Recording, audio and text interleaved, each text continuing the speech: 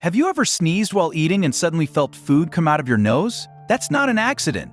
Your mouth, nose, and throat are all connected through shared pathways. So when a sneeze hits, your body releases a powerful burst of air. That air can travel at speeds of nearly 160 kilometers per hour.